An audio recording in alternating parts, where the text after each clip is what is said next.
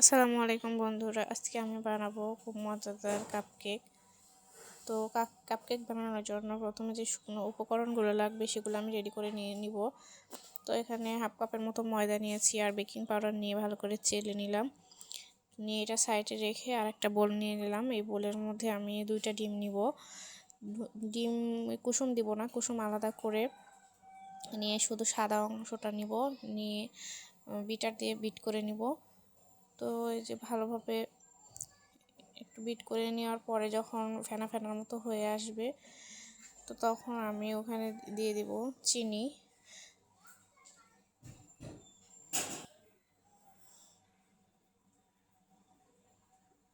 তো চিনি দিয়ে দেওয়ার পরে এটা আরেকটু ভালো করে আমি বিট করে নিব।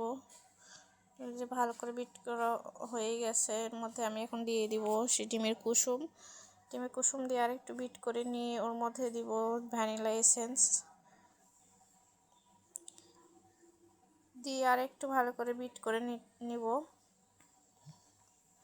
তারপরে বিট করা হয়ে গেছে, তো এর মধ্যে আমি এখন দিয়ে দিব সেই শুকনো উপকরণগুলো দিয়ে ভালোভাবে আস্তে আস্তে করে এগুলো মিক্স করে নিব, যাতে ডিমের যেটা সেটা নষ্ট না হয়ে যায়। আস্তে আস্তে করে মিশাইতে হবে। তো ভালো করে মিশানো হয়ে গিয়েছে। তো এখন আমি এটা কাপের ছোট ছোট এর মধ্যে ঢেলে নিব।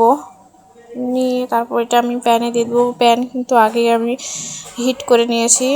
তো ওর মধ্যে আমি একটা একটা করে দিয়ে নিই ভালো করে।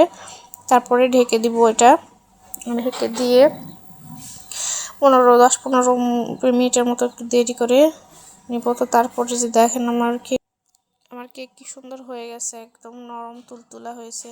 দেখেন বোঝাই যাচ্ছে, আমি হাত দিয়ে দেখাচ্ছি, বোঝা যাচ্ছে কি সুন্দর হয়েছে।